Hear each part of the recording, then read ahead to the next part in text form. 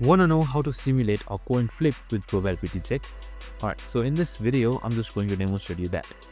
So we just simply import a random and then loop it as many times as you want to flip the coin. We use rand.nextBoolean, so it should be on the 8th line right here under if statement. So if it's true, it becomes and comes out at heads, and if it isn't, it's tails. We keep counters to track how many heads and tails appear. You can just simply run this 10 times and you will see a random mix.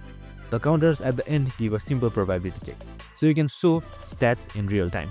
So as you can see right here in my code as well, there is probability check as well, where total heads has been 2 and total tails has been 8.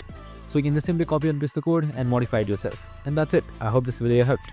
If it did, make sure you like, subscribe and tune in with us for more of these videos. See you in the next one.